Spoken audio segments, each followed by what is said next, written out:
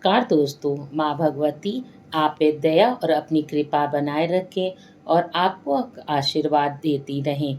आज हम लोग श्रवण करेंगे दुर्गा सप्तशती का 5वां अध्याय। इससे पहले 1 से 4 तक के अध्याय हमारे चैनल पे हैं, उसका आप श्रवण कर सकते हैं। दुर्गा सप्तशती का श्रवण करने से ही हमारे सारे कष्ट दूर हो जाते हैं।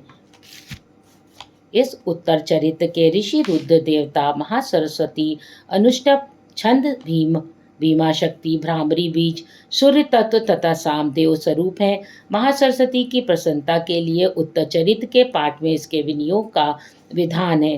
देवों द्वारा देवी की स्तुति, चंडमुंड द्वारा देवी के पास दूत प्रेषण एवं पुनः दूतों का प्रत्यावर्तन किया जाता है, जिनके कर कमलों से घंटा, शूल, हल, शंख, मूसल, चक्र और धनुष बाण है, जिनके शरीर की दीप्ति सर्दी चंद्र के समान सुंदर है, जो त्रिलोक की आधारभूता है और शंभु निशंभु आदि दैत्यों का संहार करने वाली है। उन गौरी देवी के शरीर से उत्पन्न महासरस्वती देवी का मैं निरंतर स्मरण करता हूँ। ओम क्ली ऋषि रुवाच।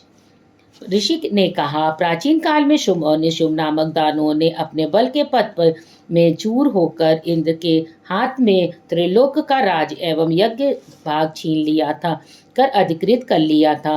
वे ही दोनों राक्षस सूर्य, चंद्र, कुबेर, यम, वरुण आदि देवों के अधिकार भी भोगने लगे। वायु और अग्नि का कार्य भी वे दोनों ही करने लगे।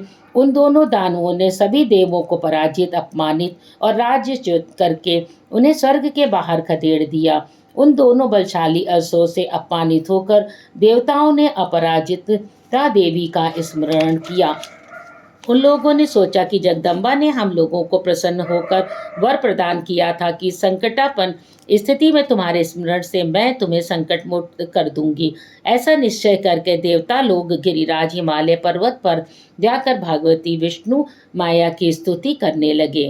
देवताओं ने कहा, देवी को नमस्कार है, महादेवी शिवा को हमारा सदैव नमस्कार है, प्रकृति एवं भद्रा को प्रणाम है, नियम पूर्वक जगदम्बा को हम लोग प्रणाम करते हैं, रौद्रा, नित्या, गौरी एवं धाती को बारंबार नमस्कार है, ज्योत्सनामयी, रुद्र रूपिणी, सुख स्वरूपिणी देवी को सदैव नमस्कार है, शरण में आगतों की कल्याणकारी बुद्धि सिद्धि रूपिणी देवी को हमारा बारंबार प्रणाम है, नेत्रिकी राजाओं की लक्ष्मी तथा सर्वाणी स्वरूपा जगजननी को हम प्रणाम करते हैं, दुर्गा संकटहारिणी, सर्वसारभूता, सर्वकारिणी ख्याति कृष्णा और धूम्रा देवी को मेरा सतत प्रणाम है, अत्यंत सौम्या, अत्यंत रौद्रा देवी को हम बार बार प्रणाम करते हैं, जगत के आधारभूता कृति देवी को पुनः हमारा प्रणाम है, सब प्राणियों से विष्णु माया के नाम से कही जाने वाली देवी को मेरा सतत नमस्कार है, सभी प्राणियों में चेतना कहलाने वाली देवी को मेरा अभिवादन है, सभी जीवों में बुद्धि रूप से निवास करने वाली देवी को मेरा बार बार प्रणाम है, सभी प्राणियों से निद्रा रूप में स्थित देवी को मेरा प्रणाम है, समस्त जीवों में क्षुधाग्नि रूप में विद्यमान देवी को मेरा प्रणाम है,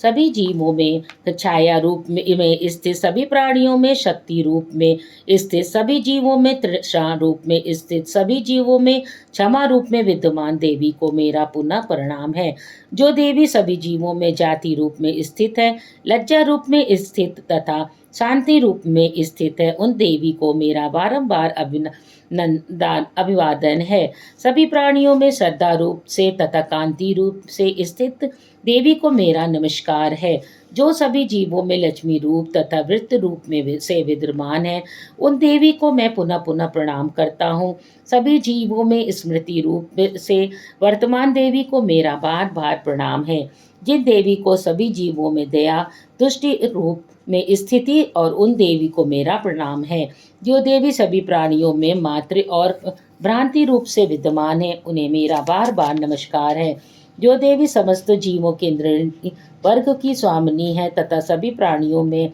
व्याप्त रहने वाली है, उन्हें मेरा नमस्कार है, जिन देवी की उस सृष्टि से चैतन्य रूप से व्याप्ति है, उन देवी को मेरा प्रणाम है, प्राचीन काल में अपनी इष्ट सिद्धि की पूर्ति होने से देवों ने जिनका स्तवन देवों के राजा इंद्र ने बहुकाल तथा तक जिनका सेवन किया, वह कल्याणकारी ईश्वरी हमारा हित मंगल करे, मेरी सभी आपदाओं का निवारण करें। जिन परमेश्वरी को हम सब देवगण दैत्यों और त्रस्त को इस समय प्रणाम करते हैं तथा जो भक्ति युक्त चित्त वाले पुरुषों के स्मरण करने से समस्त संकटों का को तत्काल टाल देते हैं, वे जगदम्बा हमारे संकट को नष्ट करें।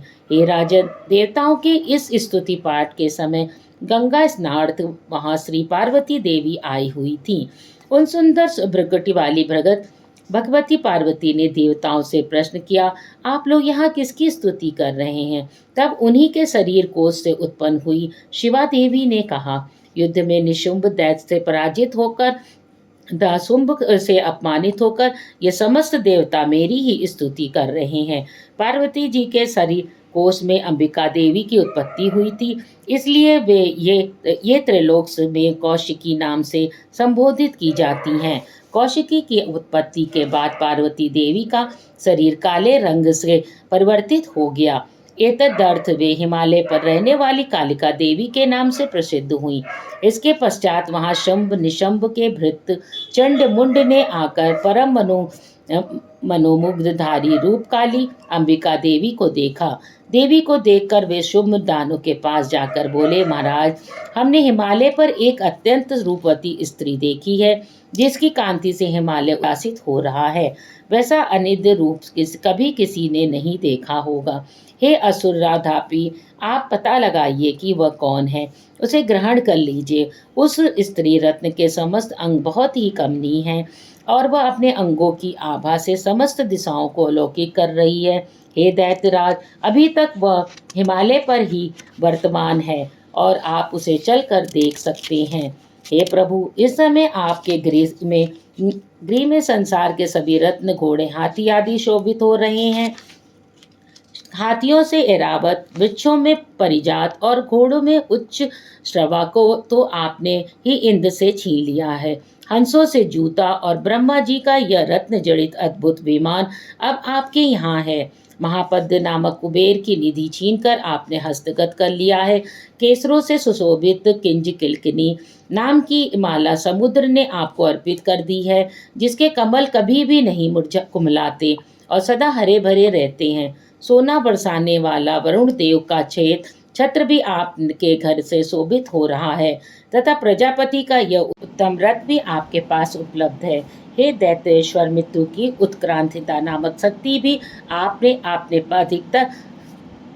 अपने अधिकार में ले ली है तथा वरुण का पास और समुद्र गर्भ में के अनेकों रत्न आपके अनुज निशुंभ के पास हैं।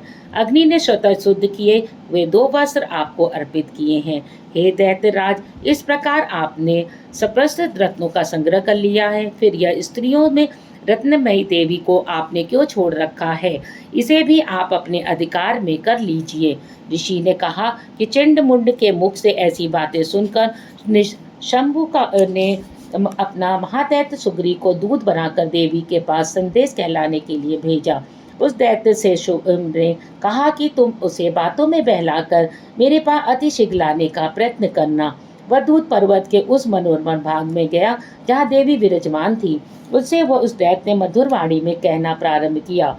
दूत ने कहा, हे देवी, इस समय दैत्यराज शुंभ ही इस त्रिभुवन के एकमात्र स्वामी हैं। मैं उनका दूत बनकर उनकी आज्ञा से तुम्हारे पास आया हूँ। उनकी आज्ञा का पालन देवता लोग सदैव निर्विरोध रूप से करते आए हैं। कोई भी उनकी आज्ञा टालने का दुस्साहस नहीं करता है।